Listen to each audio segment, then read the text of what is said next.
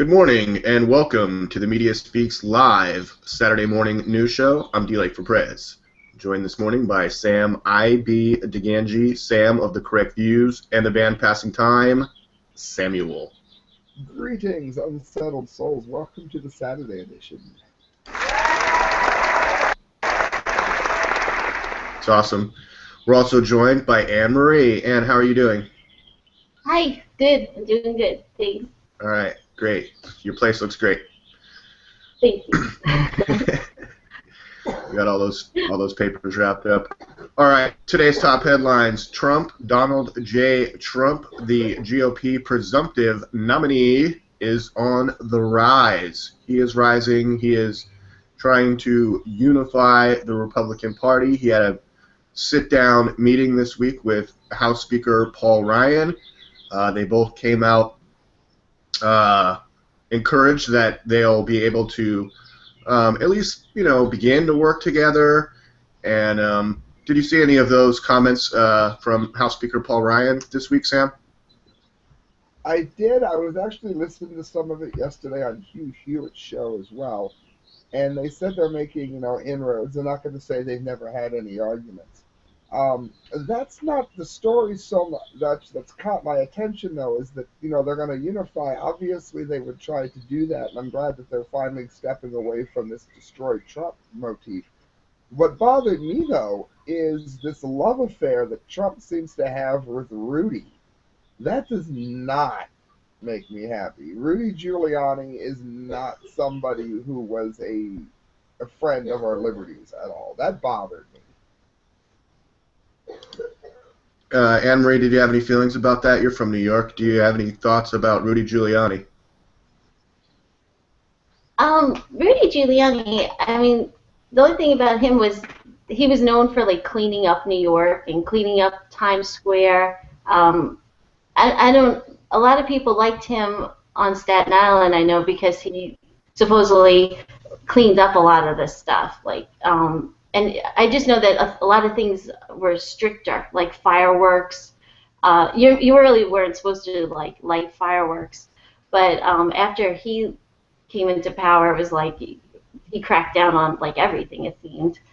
And Trump is talking about maybe appointing him to some type of national security position, focusing on immigration. So maybe we do need somebody strict in that position. I'll be honest with listeners. I like Trump, but I was talking about this with my rather liberal friend Giselle. Trump has problems. His love affair with Rudy Giuliani. He's wrong about Snowden and the Fourth Amendment, and he has his love affair with Chris Christie. If he takes Twisty Christie as his running mate, not going to happen. I'm not putting a prosecutor in the White House. I might as well put a KKK member in the White House. I'm not doing it. But I like Trump, but then every time I get really excited, he does something like a Rudy. But I am happy that he's talking to Paul Ryan and Priebus. I'm actually, on a side note, I don't know, you guys wish me luck. I put my application in for independent media pass for the GOP convention, and I got declined. So I found Priebus's phone number and called him personally to ask why, and politely did so. So hopefully we'll get that fixed around. All right, good luck with that, Sam. And also, just want to point out that that Trump, who I'm a fan of, is he's the presumptive nominee. He was wrapped up. He's not all the way wrapped up, but he's wrapping up. And well ahead of the Democrat Party. The Republicans have basically been in the lead as far as kind of time goes, considering that they have the largest field that they ever had with 17 candidates, and Trump is already, out front the presumptive nominee. And Hillary just can't seem to close the deal. Trump, in an interview this week, was saying that she just can't close. She couldn't close in 2008. She just can't close now. She can't, she can't shake Bernie. Bernie's won 5 of the last 7 contests. He's won the vote. but he hasn't necessarily won the delegates because their system is totally rigged with superdelegates. So she's basically, been the presumptive nominee the whole time, but kind of, but not really, and she just can't seem to shake it.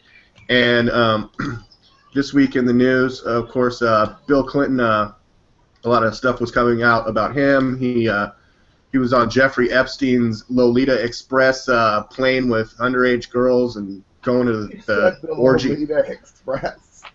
Yeah, that's what it's known as. Oh, I thought you made that up. That was really funny. Sam, I wish I did. And he went to the orgy island out there. Epstein owns like a giant island in the Virgin Islands. I want to go to Orgy Island. Where's that at? It's in the Virgin. It's in the Virgin Islands, and Jeffrey Epstein, the billionaire, owns the entire island. Orgy Island? Of course. Yeah. Oh, yeah. And Bill Clinton is reported that he was actually on the Lolita Express, the plane flying around twice as many times as previously reported.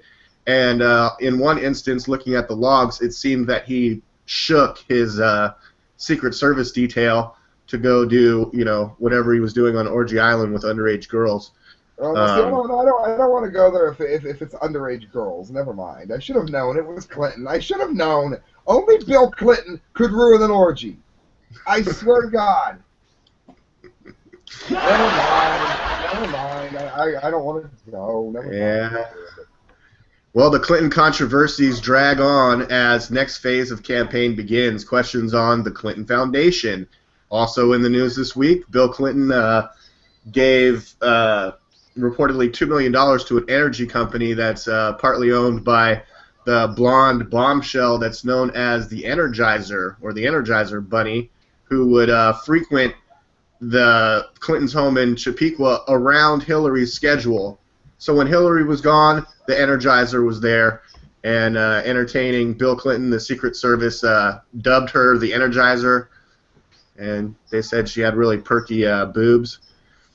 And also the email scandal is weighing down Clinton still. That's not closed up. The FBI is still looking into that. Benghazi Committee to release their findings about the 2012 attacks in Benghazi, probably near July, like getting close to the conventions. Also happening just before the before the Democratic Party, I think, to premiere at the Republican convention is Dinesh D'Souza's new movie, Hillary's America, or there's a subtitle, but it's basically all about and the secret of the Democrat Party, something like that. That has interviews and recreations of events in history, and even some sort of predictive recreations of what we might see in a Hillary Clinton administration. Just from the preview itself, it looks really looks like a good one. Have you guys seen the preview for Dinesh D'Souza's new movie, Hillary's America? It's the Democrat Party. I believe that's what it's called. Have you seen those previews, Ann? No. All right, well, be on the lookout for that trailer. I think it's going to be quite damning.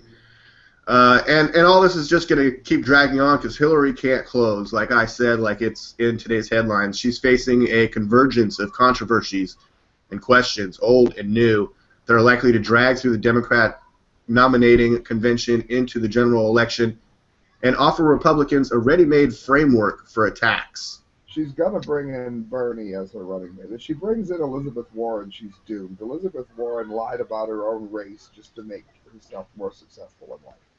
But if she picks Bernie, life could be challenging for Mr. Trump. Goofy Elizabeth Warren.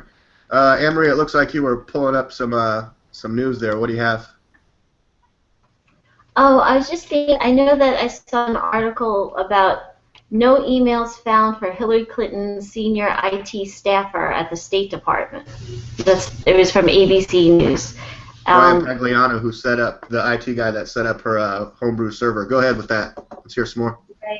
And basically, that would have been great evidence if they could have brought that up. But the only thing I guess they could find, since it was deleted, is if there's like a mark on the computer. Maybe they could see that something was deleted or something was once there. But they really won't have any evidence against her if he can't, they can't find it. They can't find these emails. I think the most they could find is to see that something was deleted. Mm-hmm. You know what I'm saying? And I don't know, that doesn't prove anything except that somebody deleted something. But Right, and Pagliano's actually already been offered immunity for his testimony. I know it's only an associate's degree. I have an IMT, and the way it was described to me, and I don't know if this is helpful to anybody, is let's say that Anne Marie, D Lake, and myself are sockets of can hold a bit of information, and we erase Sam. That socket will remember Sam until Christelle is put in it. So it all it's what Anne Marie is saying is pretty much it's blind luck. They deleted it, and if that particular socket out of the millions or billions of sockets that are in a computer, and again we're talking digital sockets, you just have to work with the analogy. If nothing fills that hole, then you can tell what was deleted. If something has filled that hole, then you need a whole lot more than an associate's degree. That's the best way I can describe it. So yeah, I don't know if that's helpful or not. yeah, that was helpful because they're really going to have to try so hard just to prove that something was deleted. So I didn't really take that in college, so that was helpful. Yay. Right. Typically, Clinton's style is to hunker down for as long as it takes for storms to pass. The stark contrast to Donald Trump. When he faces a challenge in trying to unify his party and defends his shifting stances on topics from foreign policy to taxes, Trump responds by sitting for back-to-back television interviews, staying on the offensive no matter the controversy.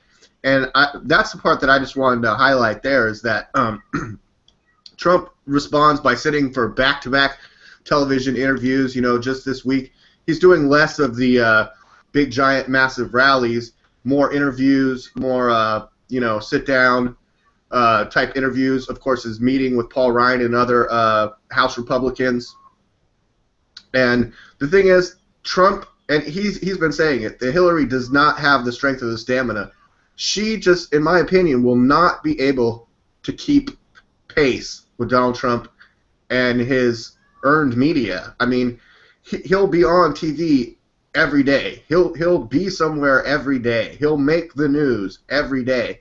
She'll struggle just to make the news. She doesn't draw the same crowd. She doesn't draw the same attention. She doesn't captivate people in the same way. I mean, she's just not a very strong candidate, and Bernie Sanders is proof of that. But you guys are right. I mean, if she were to bring Sanders on as her running mate, I think it would be better than goofy Elizabeth Warren. Yes. But I mean, when you have a vice presidential candidate that most people like more than the president, I mean. They said the other thing is that, and this was also mentioned, shout out to Hugh Hewitt had an amazing show on this. You guys should look it up. It's probably dated the 13th. Absolutely imperative here is that Bill Clinton, for instance, when Hillary said that she was going to, that a lot of people in the coal industry were going to lose their jobs. She then had to go back and backtrack and say that it was her presidency that was going to stop that, which wasn't what she meant at all. It was a greeny-weeny, we're warming the planet BS statement. Yeah, that was devastating to her in West Virginia. Yes. And it was mentioned that, they said, could Bill Clinton have talked his way out of it better? And the person being interviewed said, Bill Clinton would have never made that mistake. For his faults, Bill Clinton was one of the best speakers ever. And the important part of that sentence was when Obama and the Clinton family didn't get along all that great, even though he made her SCOTUS. It was an issue where Bill Clinton has sort of fallen out of the limelight, and the newer generation never really grew up with him the way we did, or the way I should say they did with other politicians. And he doesn't have that same gravitas anymore. He just doesn't have it. It was something for a certain time period, and they said, if he was running, he could probably again gain it. But those two things are killing Hillary. Yeah, they try to keep him in a broom closet. I saw a headline this week that he's doing rallies like in a hallway. And here's another headline: Bill gets beat up on the trail. There he is, Bill Clinton. His name was splashed across the front page of the New York Post Friday morning with the blonde bombshell that I talked about, the Energizer lady. The sneering headline read, detailing how the former president steered $2 million of Clinton Global Initiative funds. Now that's the other thing. The $2 million that I talked about going to the energy company came from his Global Initiative Fund, supposedly like a charitable organization. Is not supposed to be directing like private funds, but he gave that money to his very attractive friend.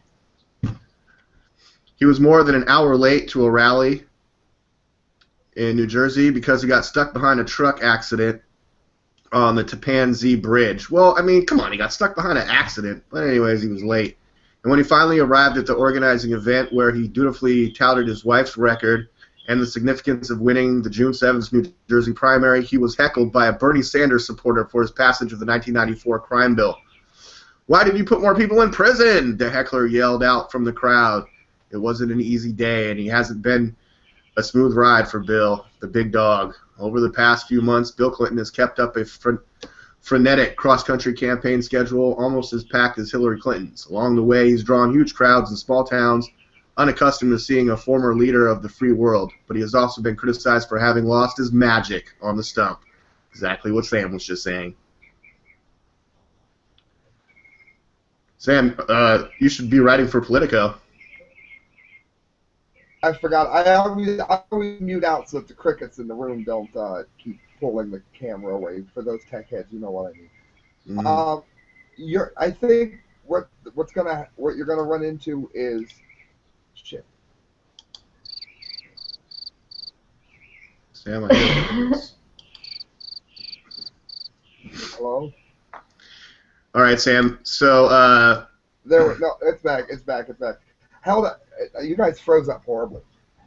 Have you noticed that people will latch on to things like him being held up in traffic or him something to that effect, and at the bottom of the story is how many people he locked up. And then I mentioned this because Anthony Gucciardi mentioned that most people only read the third of the story. They put the important things of the story sometimes so far in it, and you do wonder if that's on purpose. Yeah, read your articles bottom to top, everyone. You'll get a lot more information that way. That's definitely what I took out of it. Oh, he was late. Oh, he got heckled for being late. No, he got heckled for locking up everyone for the most ridiculous reasons. Yeah, especially among the African American population. The prison population has grown tremendously under his tenure. Moving on, did you guys see this week, the past 2 weeks, there's been a lot of controversy surrounding Facebook and their news feed. Did you guys see any of that? Yes, the banning of conservative voices, such is the problem that the Correct Views had with them, and then that they kept changing the name of the show. Oh, Sam, I don't know if that was necessarily the same problem that you had. No, but they're definitely not nice to conservative voices. If I would have been a leftist, I bet you I wouldn't have run into so much grief. But yeah, I've heard they were hiding news stories. Well, or not letting conservative stories pop up in the feed. Was that it? Yeah, that they were accused of keeping some stories out that were more conservative, and then injecting other stories that weren't really organically trending to try to make them trend. And I was watching I don't know, some news last night, and they were talking about it. And it was Bill O'Reilly, and he was talking to Bernard Goldberg, and I put a message on there. I said, guys, go back and look at Facebook, Hillary Clinton, Kony 2012. that's an example of an injected, news story that was injected into Facebook, and it went up trended like crazy, but only because it was injected into their news feed when it was preposterous. And that fucking documentary that one guy made that 2 weeks later he was running around naked jerking off on a street corner at the beach here in San Diego, if you can believe that. I don't know if you guys know that story. It's back from 2012. Bath salts, I do remember that. He had a total meltdown. He was filmed by a bunch of people. Yeah, he was the documentary filmmaker behind that Kony 2012 video. But it was for a couple of days, it was Kony 2012 is the biggest news. Facebook, inject, newsfeed. I mean, currently, in my opinion, Facebook kind of works on an algorithm that's supposed to be personalized to me. So if I look up a bunch of conservative news, then that's the news that should come up highest in my feed, right? That, and I think they need to do a better job of putting up important news faster.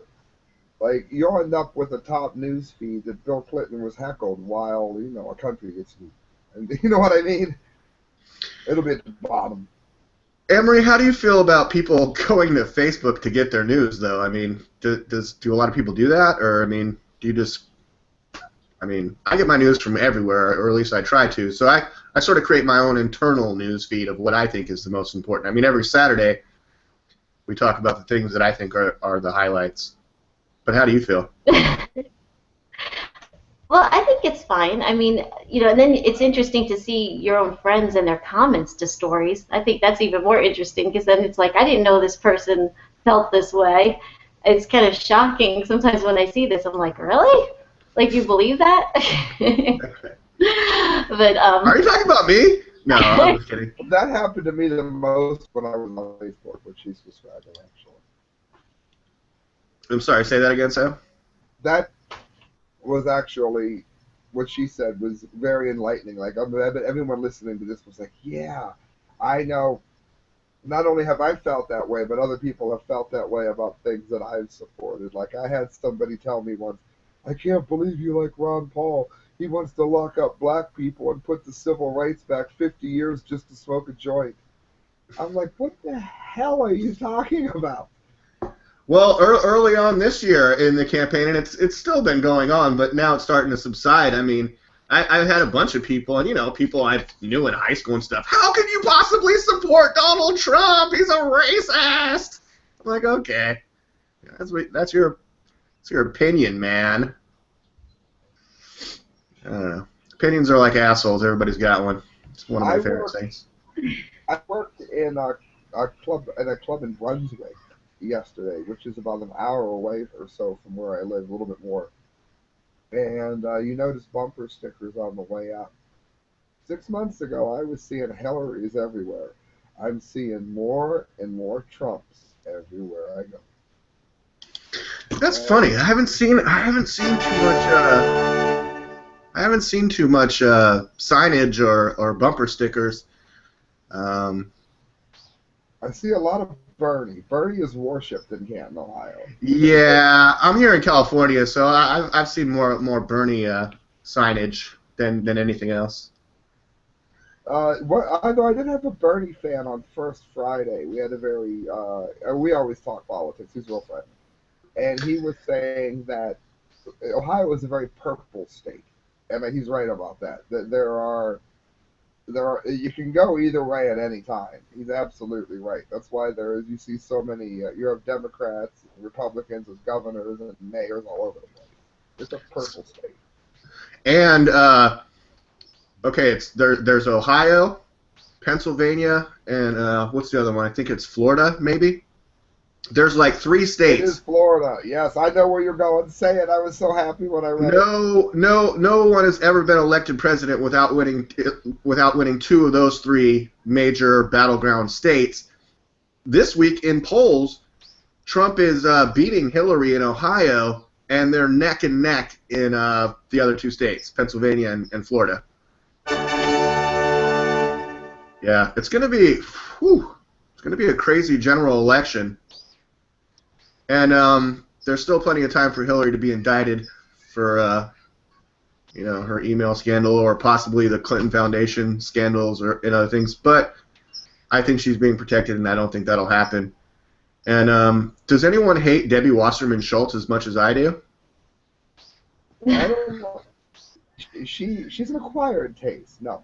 I think that Hillary also has a problem. She was calling them security investigations, and the FBI said no. We do. Yeah, security reviews or something like that. Inquiries, yes. Yes, yeah, inquiry. We do. He said, I don't know what she's talking about, but we do investigations at the FBI. Yeah, it's called the FBI, the Federal Bureau of Investigation. It's not the FBSI, Federal Bureau of Security Inquiries.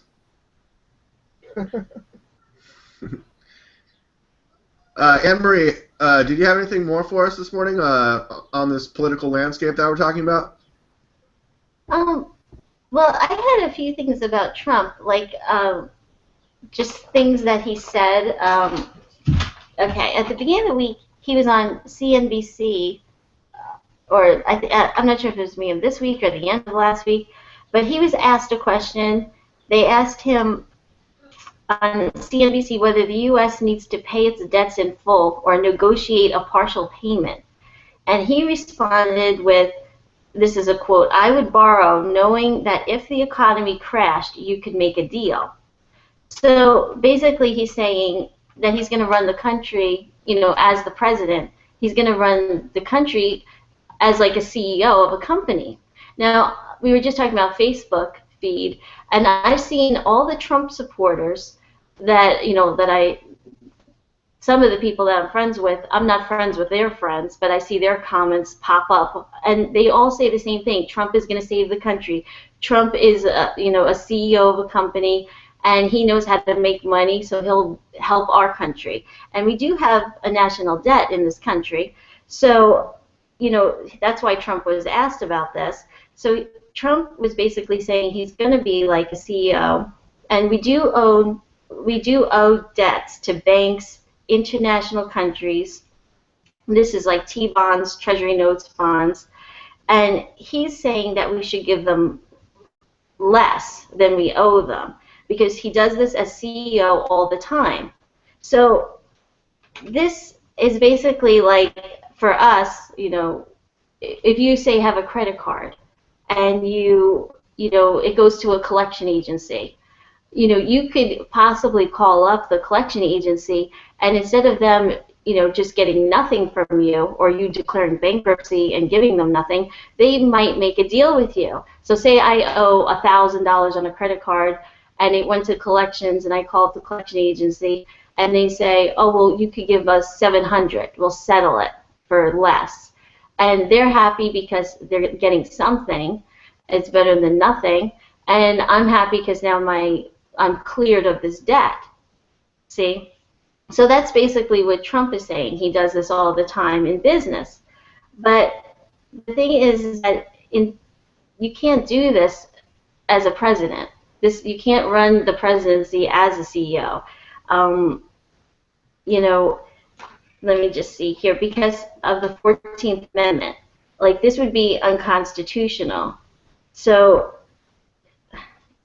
you could go to like Wikipedia, like the national debt of the U.S., and you could go to debt holdings, and it explains it more in depth. But let me just see. Basically, this would never happen, what he's saying. Like, this is kind of like BS that Trump is saying. Whenever he's asked, how are you going to handle a specific issue? Now, this issue is the national debt. How are you going to bring down the national debt? And people are saying, well, Trump is rich, so he knows how to, handle this. Well, this was his answer. And you just can't do that. You can do that in business, but you can't do that as a president of the United States. It would be unconstitutional because of the 14th. if they don't do something about the way the debt's spiraling out of control, then my concern is that we're going to end up with Well, this is the thing about the 14th Amendment. This is why what he's saying is total BS, because you can't run. Now, this is really just what I want to say about Trump. You can't run this country. You can't be the president and run it as a business. You can't run it as a CEO. So when he answers a question specific about the national debt and answers it in that way and say, that he will run it like a CEO, you can't do it. It's unconstitutional. It is total BS. So the 14th Amendment, this is very important. There's a Section 4 under the 14th Amendment, and it says I don't know if you could look it up. Maybe you could read it, because it says the validity of the public debt of the U.S. authorized by law, including debts incurred for payment of pensions and bounties for services in suppressing insurrection or rebellion, shall not be questioned. But neither the United States nor any state shall assume or pay any debt or obligation incurred in aid of insurrection or rebellion against the United States, or any claim for the loss of it or emancipation of any slave, but all such debts, obligations, and claims shall be held illegal and void.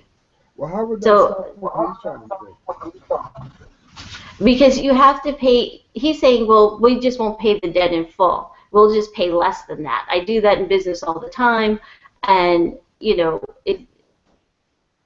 just can't do that. You can't just say, well, we owe China money. We'll just give them less. I have a question, though. When I think his argument is that that the debt was not correct to begin with.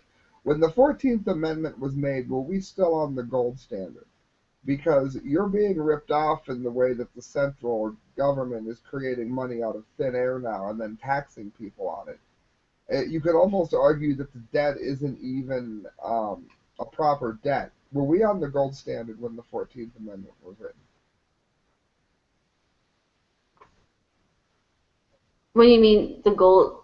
I don't know. Maybe we could look that up. I mean, I just... D-Lake. D-Lake's always on this. Where'd D-Lake go? I'm here. Were we on the gold standard at the time that the 14th Amendment was written, D-Lake?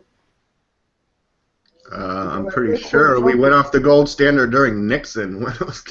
I think what Trump is saying is that this debt is a dishonest debt to begin with, that we are being absolutely hosed, particularly by some of the actions of the central bank, although I don't know that he said it exactly that way. But yeah, it is interesting to see how that'll play out, because I see what you're saying.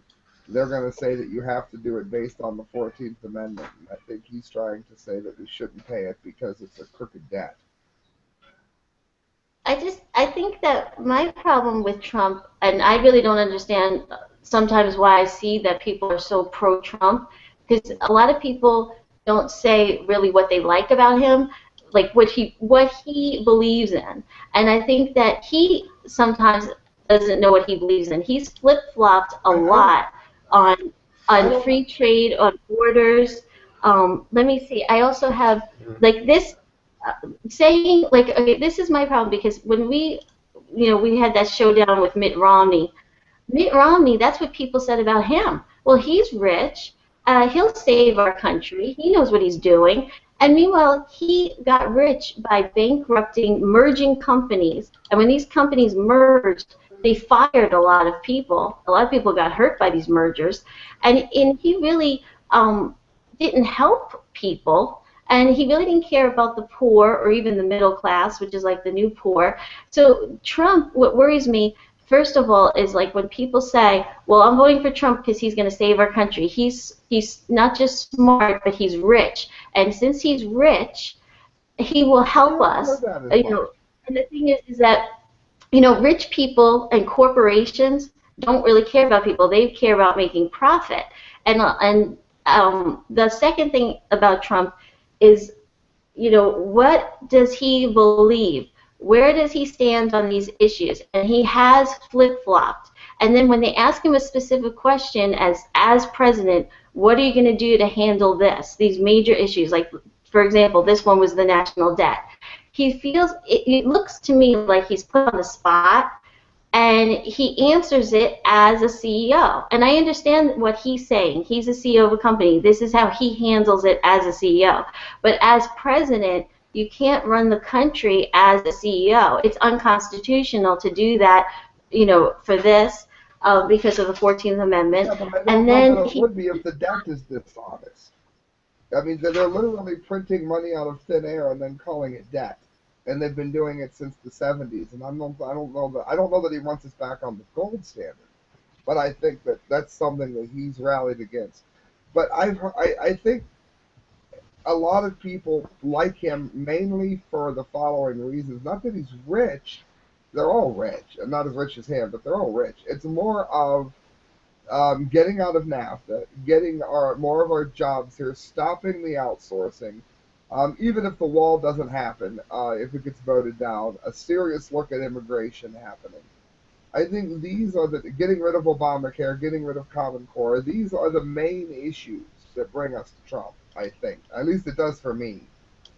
Well, the other ending Common Core. He has core principles. When you're running for president, you can throw everything. You can throw the kitchen sink out there and you can kind of throw stuff against the wall and see what sticks.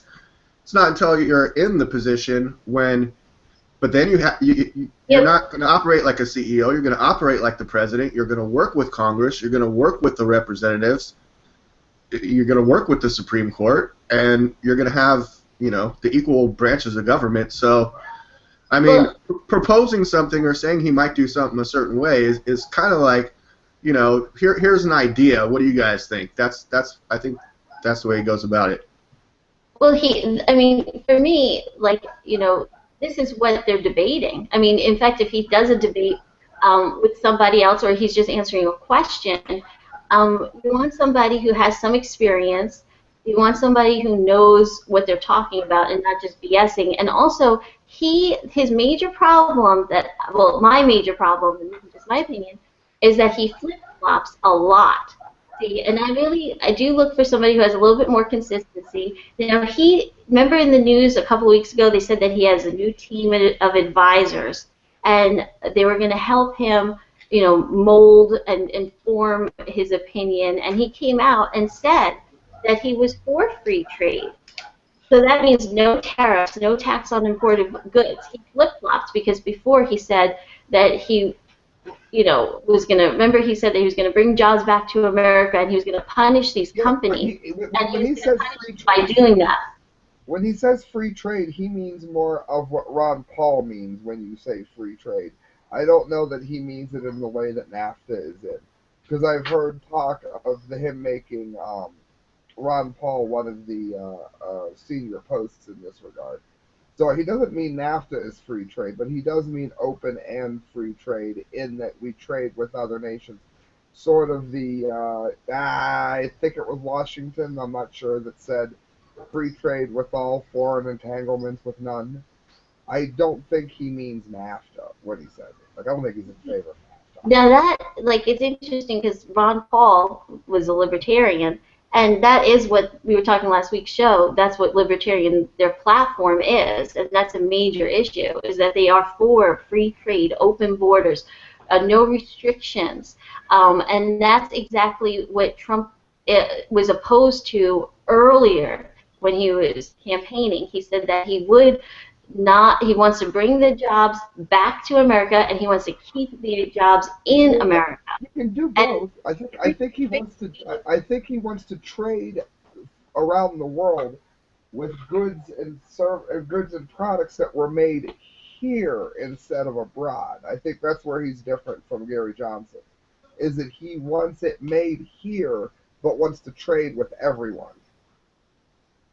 Right, and now that he has this new team of advisors, he's saying that he's for free trade, and that is he's not going to be punishing these companies and putting in any tax on imported goods. You don't restrict. Now, also as a corporation, now remember, corporations are not people. They care about profit. This is what corporations do. I mean, they do care about their profit, making the most money, and that is what they want. That's exactly what corporations want. They want not to be taxed. They want to make goods in other countries. There was an article a couple weeks ago that Ivanka, his daughter, has scarves that are made in China right now. And in fact, there was some labor things that were going on that weren't so nice over in that factory in China. And, you know, this is what people were saying about Trump. You're saying you want to make these products here, but your own family is making products in China. And this was a very recent article. So, I mean, this is still going on in his family, that they're putting the Trump name on these products, these scarves, and they were made in China. And if he doesn't want to tax these imported goods, those scarves that she's making, if they import them over here, I mean, export them over here, No, but he does they're not want going to tax import. He said that the whole way around. I don't think he means free trade as it's defined in NAFTA.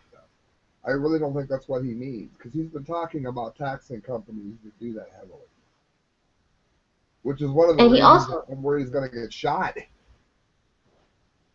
Yeah, I just think that, like, there's a lot of inconsistencies, and these are major issues that he's flip-flopped on. And the other thing was that he flip-flops a lot on how to battle ISIS. He did say at one time No. bomb the SHIT out of ISIS. He did say that. And then he's flip-flopped on that and said, well, maybe we wouldn't. You know, he does flip-flop on that too. I mean, these are major issues. I mean, you know, if I ask you today, what does Trump believe about this, or national debt? How is he going to bring it down, or how is he going to help? He himself has flip-flopped on these things. And I do think that we should know how he feels about these things. And, I mean, he has to debate Hillary probably coming Again, up. I don't think he flip-flopped on that. I don't think that's what he means by the free trade. I think he wants them made in this country and then traded openly. I don't think he's ever changed from that stance. I think that's what he defines a truly free trade as. Well, I think we're going to see what he does when he becomes the president. And it was reported That that could be frightening, Billy. I don't know. Billy, he's going to be the president, guys. I'm sorry to be the one to break it to you, but Sheldon Adelson is poised to give Donald Trump a donation boost. The reported number could exceed $100 million. The campaign and the Republican Party are talking about, you know, needing to raise $1 billion. That's their goal. So $100 million puts you on a pretty good path to getting there. But does Donald Trump and the Republican campaign running in the general election really need $1 billion? Trump became the presumptive nominee with about $45 million when Jeb Bush and Jeb Bush raised over $100 million, and look where that got him. Of course, Hillary and the Democrats will easily get $1 billion. They already have a lot more of their machinery and election mechanisms in place, and Trump is maybe playing a little catch up in that regard. But I mean, Well, I don't Trump think said I don't think he's flip-flopped on ISIS in any way, because he's been saying the same thing. We got to take them out. We got to end that shit immediately. And how are you going to do it? Look, I'm not going to tell you exactly how I'm going to do it, because we want to be unpredictable. That's not a flip-flop. Well, this Adelson and is going to set up a super PAC to support Trump. And I know that Trump said that he wanted to do his campaign without much, financing or funding from other people on the outside, because, he doesn't want to be linked to them. Beholden to them, right? But once you get into the general election, that money is going to the Republican Party, not necessarily Donald Trump's, Okay, pocket. well, this Adelson, he is the CEO of the Las Vegas Sands Corporation, which owns hotels in Vegas and Singapore. He's the 18th richest person in the world. He's worth $28 billion. Okay, Trump used to say that politicians that accept money are owned by the people that, gave to them. And I guess he changed his mind about that. The safety the safety of Israel is Adelson's top issue. He also is very opposed to marijuana legalization. So if Trump is beholden to him some way down the line, those are the two things that I found that Sheldon Adelson is, those issues are very important to him. He's very opposed to marijuana legalization and the safety of Israel. So there you go. And also T. Boone Pickens. T. Boone Pickens said that he supports Trump, and he, he's the head of a hedge fund called BP Capital, and these guys, both Adelson and Pickens, supported other candidates until very recently. They both supported Jeb. T. Boone Pickens also supported Fiorani and Carson. Adelson also supported Christie and Rubio, among others. T. Boone Pickens. These big billionaire guys really are like gamblers when it comes to politics. I'm sorry I cut you off. Go ahead. Oh, that's okay. That's true, because T. Boone Pickens actually said that he's willing to take a chance on Trump and, quote, and in case it's a mistake, I'll be gone, unquote. So, so he's going to take a chance on Trump. So that goes a gamble, you mean? Gamble. But the other thing about the debt, Israel is the second largest recipient. I can't talk today. Israel is the second largest recipient of U.S. foreign aid after Afghanistan. So about 1/3 of all U.S. foreign aid goes to Israel. So that's where a lot of our money is going to. So I guess we'll just have to see how Trump handles that. I think he's come out in strong support of Israel and U.S.-Israel relations, and speaking to the, what was that called? The Israeli conference or whatever. Let's wrap it up though, as far as the politics for today. And what do you say we segue into some Sam science news? Sam, are you ready with your science news for today? We are science ready. These dolphins talk to each other, and yet we insist it isn't a language. This is from The Guardian. David, it looks like Shara Tamadari. I won't try that one again, but I tried it once. A team of researchers in Florida, it says, recently set out to record the acoustic behavior of bottlenose dolphins while they completed a difficult maneuver. The scientists designed a container with two lids and loops of rope with each end and placed it in the water. Inside, of course, there were treats like fish and gelatin cubes. I love gelatin cubes. The container could be opened more easily if two dolphins cooperated, putting their beaks in the loops and pulling in opposite directions. The researchers knew that dolphins use sound to convey meaning. Whistles, for example, have been shown to contain information about location, motivational state, and identity of the whistler. They also knew that dolphins engaged in cooperative behavior. It says previous studies have found that dolphins in the Irrawaddy River have fishermen using a head or tail slap to indicate where nets should be cast. In other words, they they were able to tell people fishing where to fish to get the most fish. It's like a Jesus dolphin. They were discovered in Florida, and it represents a leap forward. When one animal was working to open the container, it made the occasional whistle or burst series, which is a series of clicks typical of dolphins. When they were involved pulling off the lids from the end, the frequency of whistles and burst pulses left. The experiment was designed so that the surge in noise could unequivocally be put down to the fact that the dolphins were cooperating. In other words, they were talking to each other in order to solve a complex problems, and yet they say it's not a language. I thought that was really interesting. You could also, like I said, a lot of you remember Coco the gorilla. He knows over now 1,000 items of sign and sign language. He can carry out a conversation. Um, Alex the parrot died, but he was able to communicate meaningfully with Harvard psychiatrist Irene Pepperberg using words and phrases. So he was also able to grasp the concept of zero. That is extremely important for something to be a language, and a lot of these animals are showing that that's the case. Awesome. Last week in the news, I saw that Russia, as part of their military defense budget, got 5 dolphins, but they said that they weren't going to use them for military purposes. But both the U.S. and Russia have previously used dolphins for military exercises, including, submarine and other water type detection.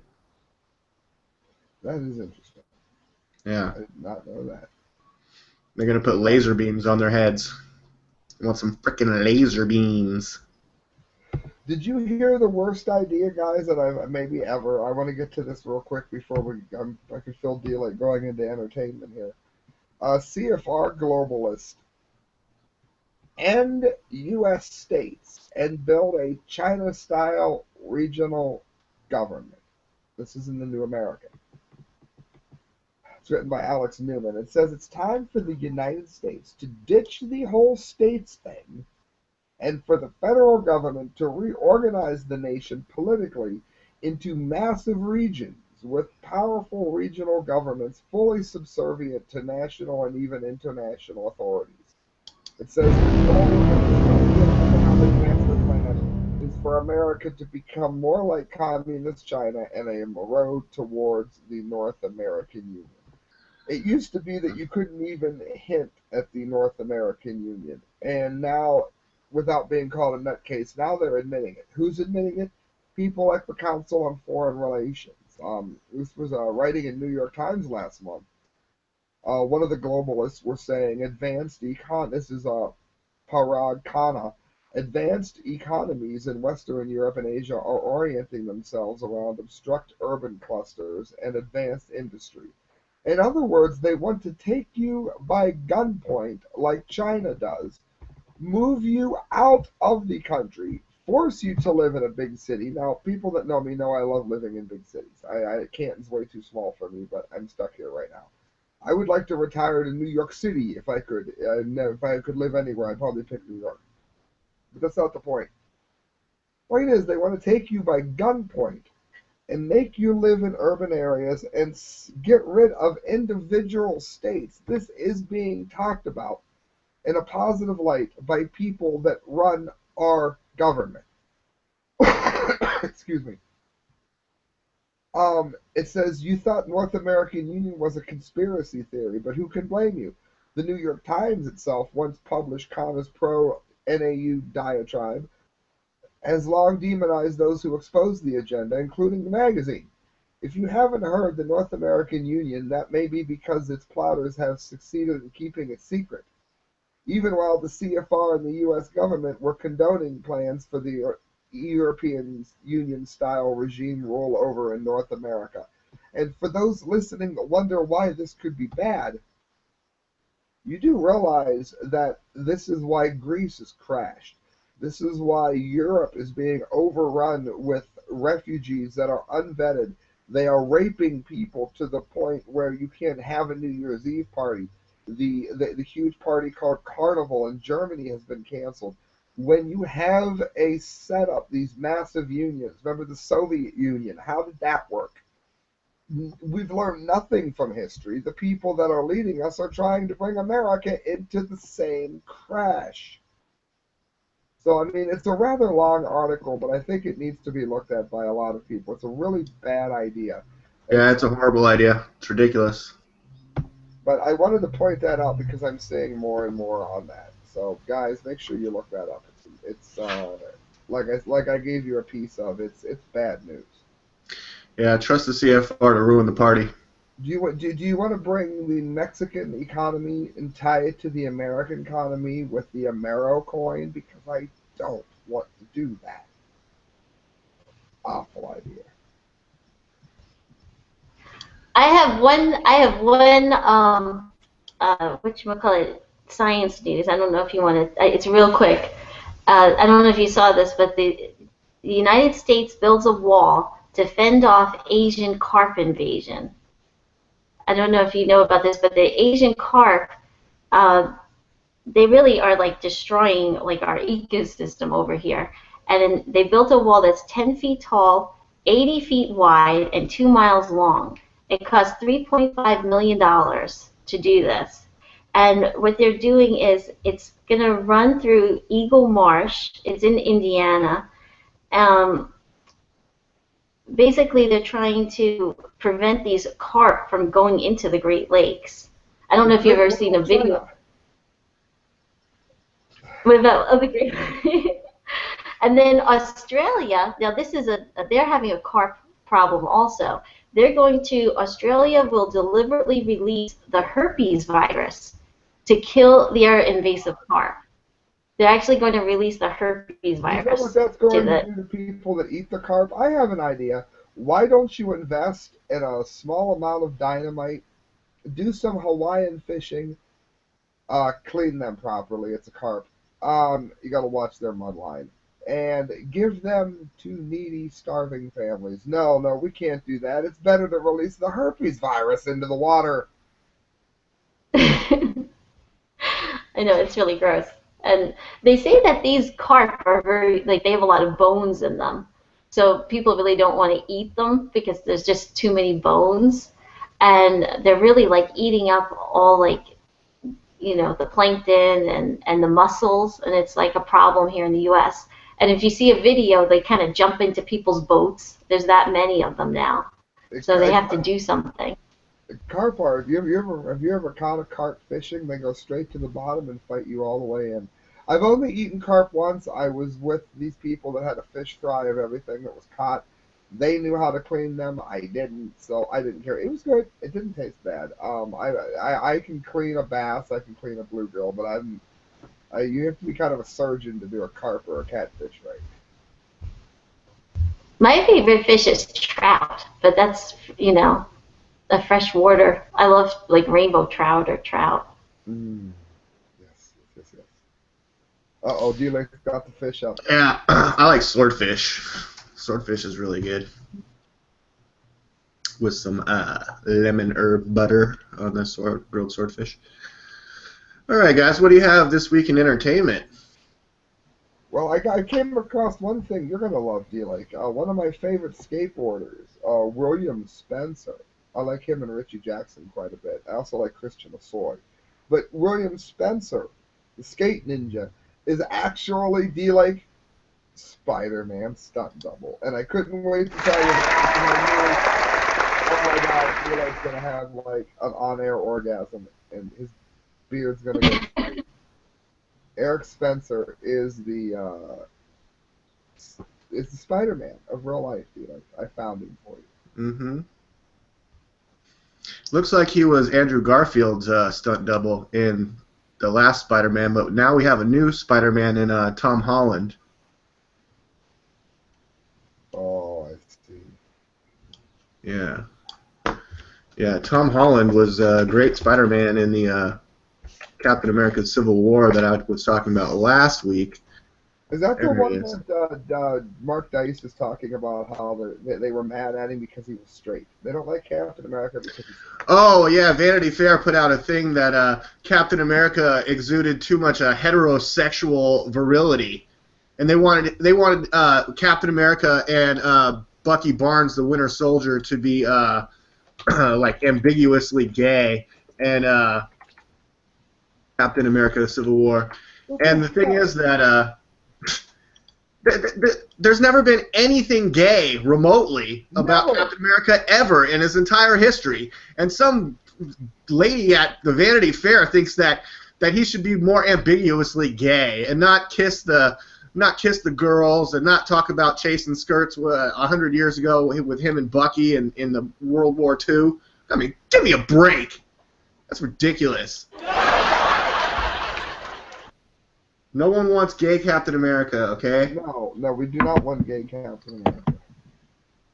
dog doesn't despite want the to name, take you Captain don't America. want a gay Hulk either. I don't know. I mean, yeah, okay, maybe they want Disney to make every character gay now. I mean, come on. I've got a couple weird entertainment things. Billy Corrigan was the InfoWars interview #1 trend on Facebook. And among other things, Billy Corrigan on the freaking mark home run with his comments about Bernie Sanders. He says, I can't believe we're even having this discussion. If you can understand when I say to you humbly, to be talking in America in 2016 about Mao is a good idea, and a socialist is running for president, and that's okay.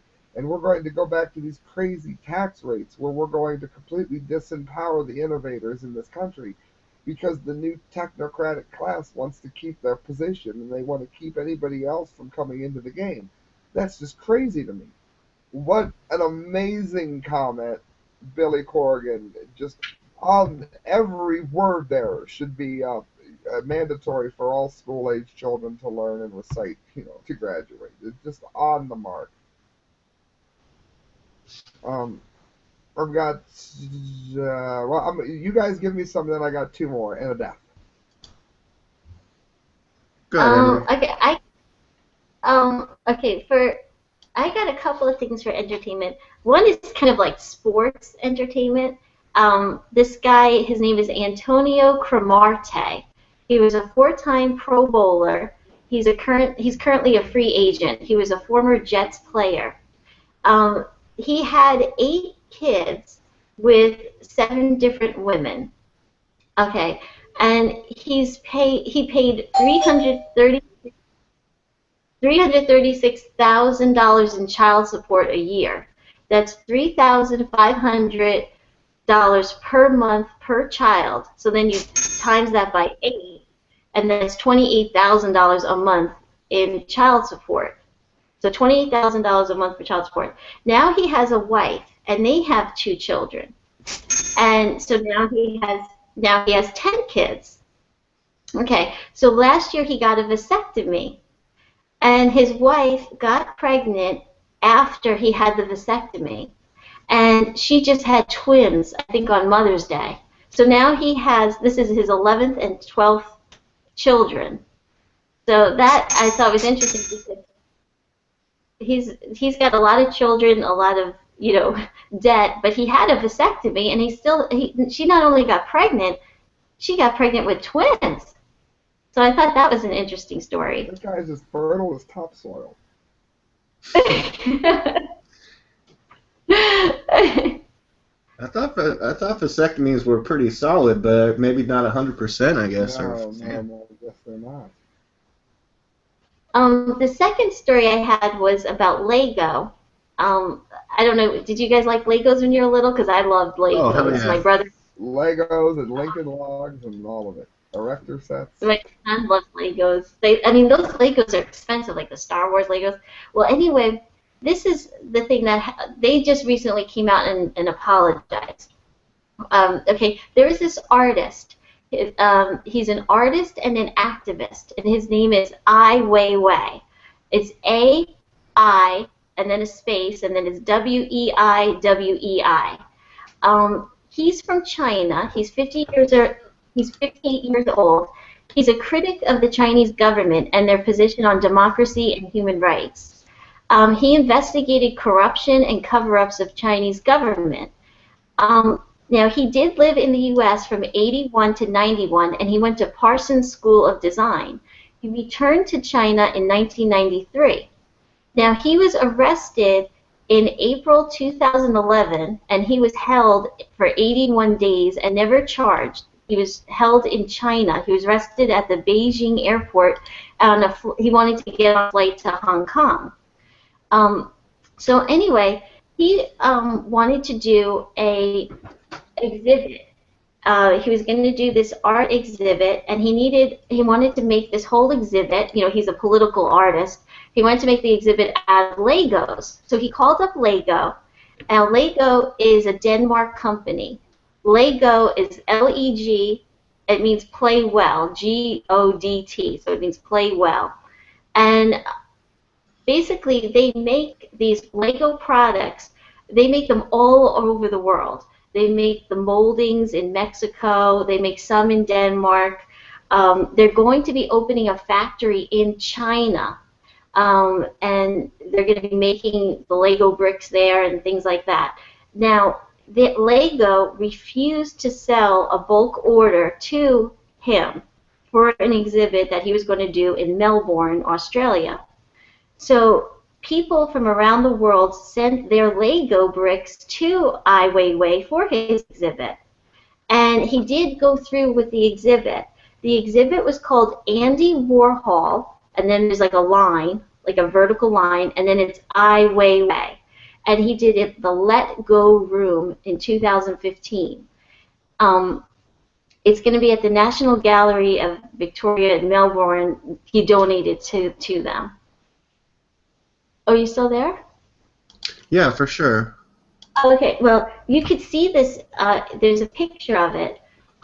If you like Google image, you put in this Let Go Room 2015, or you could put in Andy Warhol, this vertical line. Well, anyway, he did go ahead. He got all these bricks. People from around the world sent him their Lego bricks. Andy Warhol? Yeah, it's very like Andy Warhol. See this whole room? Look, he's standing right there. That's him. That's him. Mm-hmm. And see, that whole room is made of Lego bricks. I mean, this is like really, like the Lego room is emblazoned with diverse quotes about freedom, human rights, and censorship. It's basically colorful Andy Warhol-style portraits of the people behind them. It includes Rosie Batty, the former jailed Al Jazeera journalist Peter Griest, the Aboriginal rights activist Gary Foley, and WikiLeaks founder Julian Assange, who this artist actually met in that Ecuadorian embassy in London. He actually met Julian Assange. So that's what this whole exhibit was. So Lego, you know, they were under fire for not, people were saying, well, Lego, why didn't you let him use your bricks? Because they're supposed to be like political, like neutrality. They're supposed to be like neutral. So they said, finally, this is why it's in the news now. I know this exhibit happened in 2015, but right now, as of like yesterday, Lego is basically apologizing. They're saying that it was this is a quote, it was an internal mistake, adding that the Legos board was not involved, and that the decision had been made by an employee from customer service department, and it shouldn't be misinterpreted as the company policy of political neutrality. But Ai Weiwei said that the refusal to sell their Legos to him was an act of censorship and discrimination. Ai Weiwei said, this is a quote, they have to stand by them. Oh, well, let me read the first quote. Ai Weiwei said that he compared big companies like Lego to the Chinese Communist Party. They had the same kind of bureaucracy, same kind of ignorance, and he found it difficult for them to change their line, even when mistakes have been made. He says they have to stand by them because losing even one piece can collapse the whole structure. So the Lego spokesperson said that by denying this artist the Lego bricks, that could be misinterpreted as them taking a political position. So by them saying no, they're actually agreeing with the Chinese government and are against Ai Weiwei. So other people were saying, well, that's terrible that Lego did this because they're doing it because they have ties to China because they're building a factory and they're going to be making these Lego bricks in this Chinese factory. So anyway, that was my story about Ai Weiwei, and I just thought that was interesting. It's a good one.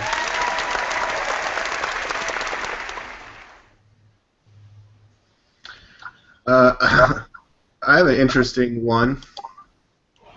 Sam, would you ever go to a Burger King themed spa? If I was inclined to go to a spa at all, why not? Give me the chicken sandwich, only cheese. I'm good. Okay, well, Burger King in Finland This is a different article than the one I read yesterday, and it includes I more don't want to pictures. see home of the Whopper when I'm in a bathhouse, though. Yeah, in the Finnish capital of Helsinki, the world's first Burger King spa has opened in one of the chain restaurant's locations. Its sauna has red and blue accents to match the restaurant's typical colors, and it even includes a 40-inch television screen complete with PlayStation 4 and towels featuring the Burger King logo. You can order your food and have it served to you in the sauna. They have locker rooms, bathrooms, all that other good stuff. If you're interested in booking a 3-hour session at the spa, it costs $282. But you get some Burger King fries and Whopper with that while you're enjoying your Burger King-themed sauna. Incredibly brilliant or incredibly horrifying? Anne-Marie, what do you think? Well, I mean, if it was really inexpensive, because like if you want a burger, you could go to like Five Guys and it's like triple the price of a Burger King burger. But if it's like a really cheap spa experience and you really want one, I guess in that way it could be good. But that seems expensive to me, and that doesn't look very comfortable. Those like boards, it looks like blue boards that you just lie down on. I need to be comfortable. I mean, I've only been to a spa like one time in Texas, and it was like, you know, I was like on a comfortable, I laid down, I got a comfortable like massage, and I got a facial, and they blew that, you know, that steam in your face with the lavender. I didn't really love the experience. I mean, it was relaxing for a little bit. Yeah, but did you get a Whopper? No, I didn't get a Whopper. Good point. Oh, there you go. It's brilliantly horrifying, Eli. Mm-hmm. My thoughts exactly. I've got this. Washington Times. Jodie Foster is correct. Tired of the woman thing. There is no plot to keep women down. I was like, oh my god, it's like the cool. Like, you wonder why more celebrities haven't said things like this. Like Beyonce plays 2 Super Bowls and says women are held down. Jodie Foster said she's tired of people oversimplifying the issue of gender equality in Hollywood, declaring that there isn't some major plot in the industry to keep women down. The 53-year-old Money Monster director made the comments Wednesday. It's Clarice during a panel at the Tribeca Film Festival with fellow director Julie Taymor, Variety reported. We were both talking about the woman thing and how we are both a little sick of it, Miss Foster said. But we don't want to ignore it either, Miss Taymor added. Miss Foster said, I feel like the issue was way more complicated than saying why aren't women making big mainstream franchises. There are so many reasons, she continued. Some of them are about our physiology. Some are about the financial world. Some of them are about the global economy. There are so many answers to that go back hundreds of years. It would be nice to be able to have a more complex conversation and be able to look at it as more than just a quota or numbers. I don't think there is a big plot to keep women down, she added. It is neglect, really, and a lot of people that aren't thinking about it. A lot of female executives who have risen to the top who have not really made a dent in bringing women into the mainstream world. In other words, she's saying it's just a matter, almost as if it's a matter of what you produce. And a lot of times, even when women get in huge positions to be able to select other women, for whatever reason, either the work isn't there or it's not being selected. I didn't know she was 53, though. She looks amazing. And the last of the entertainment, I do have a death. The last of the entertainment, Ozzy Osbourne, one of my favorite voices of all of music, has unfortunately messed up. Now, I get it, because Sharon Osbourne's like a bitch. I can't stand her. But you don't cheat on her. I know, back in the day, she cheated on him with Randy Rhoads, though. You got to remember that. It says, dailymail.co.uk, we are sending our love to her. Sharon Osbourne skips the talk as Ozzy emerges for the first time since the marriage split. To make a long story short, and it's a gossip column, so it's a very long story. You go there, you're going to die of boredom. Pretty much, he got involved with his hairdresser in Los Angeles at some posh little spa, I guess. But maybe I don't think it was the Burger King spa. I'm almost sure. It's Michelle Pugh, P-U-G-H. She's 45 and she works at the LA salon. Oh, the Oz man has met quote unquote the wicked woman for you Aussie fans. The Oz man. Now, I saw this story. Now, this is what now I'm starting to follow conspiracy theory websites. And when Sharon Osbourne came back, and she did talk on The View about this divorce, she took a glass of lemonade and took a sip of it. Yeah, And a so they're bunch of saying that yes, that and Kelly, the daughter, like put on her Twitter a lemon and put the lemon over her eye. So everyone's saying that this is like fake. Like Sharon knows everything that's going on with Ozzy. That she would never allow anything to like him to have an affair. She knows everything that's going on, and he's like really out of it. Now he made a statement that he hasn't done drugs in like 3 years, yeah. but He's I been watched clean an for a minute. interview. Did you see that interview with him like sitting next to Tony Iommi? I think it was Tony Iommi. He couldn't even form like a sentence. He was like blah blah blah blah blah. He was out of it. Now I'm not saying he's doing drugs or anything, but he's probably affected by years of doing, maybe some harder things. But he was out of it, and they said that they just made this announcement like 2 days ago or something that they're combining Ozfest with like this other fest, and they got a lot more publicity for it because they're coming out. Like this is all a publicity stunt um, by Sharon. And also, this is supposed to be Ozzy Osbourne's last tour. I know they always say it's his last tour, but this is supposed to be his last tour touring with Black Sabbath. And they're combining this Ozfest with some other fest. I've seen So, like 5 or 6 Ozfests. He's always amazing. yeah, I like Ozzy Osbourne. I mean, I had his album like in like 94, 93, That Crazy Train. And, I mean, I like him. But I do think this is a publicity stunt. I mean, Sharon's a rotten person. I could see that. Kelly's a rotten person too. Oh, I got a record deal. I'm gonna whine into the camera. The only one I really liked in the family was Oz and the son. I liked him. yeah, yeah, he seemed really nice. And he's married now and seems like he's a family man. Is he married? I think he had a baby. I think he's married and has a baby now with his Uh, wife. that is interesting.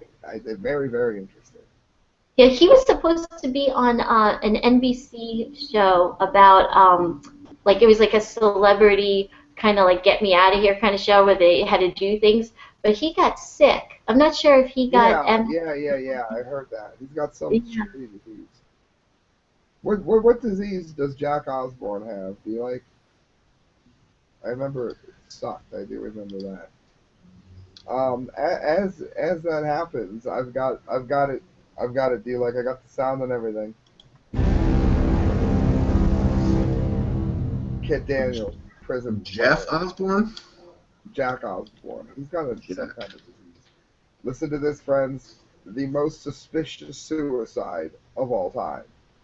A lot of people have said that the Rubio sex party wasn't true. Okay. Indiana voting fraud activist behind Rubio's sex party leak found dead. Now, is it just me, or is this a suspicious suicide? I'd like to say on air that I am not planning a suicide.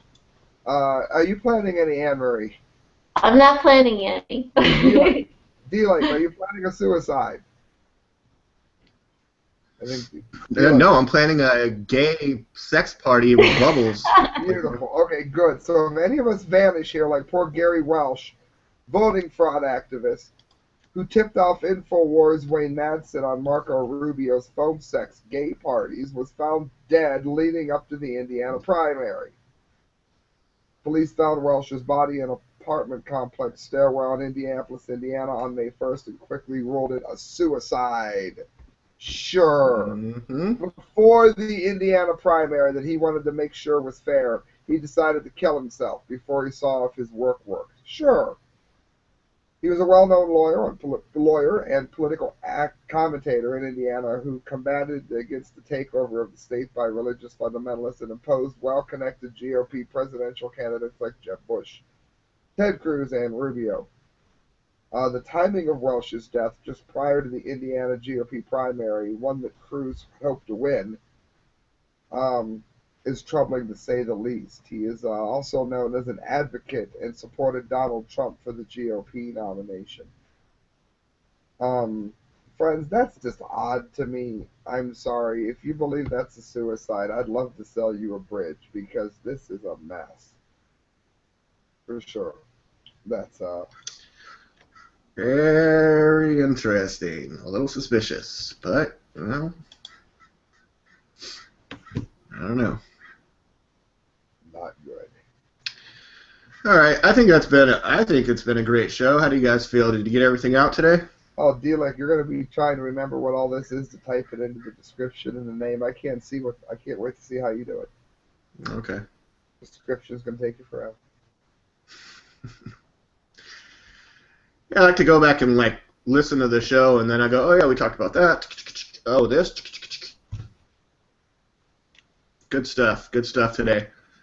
All right, everyone. I'm D-Lake for Prez. You can find me on the internet. If you put David Lake in, look for the Captain America Shield. I'm on YouTube. Put themediaspeaks.com into your YouTube search. You'll find all our amazing Saturday shows, just like this one. Put The Media Speaks Trump, because we've been using that to boost up our ratings just like the mainstream media. And where can people find you, Sam, and find the correct views? YouTube.com/thecorrectviews. We also are on Tumblr. You can find us because I think we're the only ones on Tumblr. Go to thecorrectviews@hotmail.com. Get a hold of me. Let me know what's going on, where you are, where you're listening at. And Anne-Marie, where can we locate you? Right here on The Media Speaks. Great. Other than that, she doesn't want to be found. No, never. and above all, remember, pour juice on your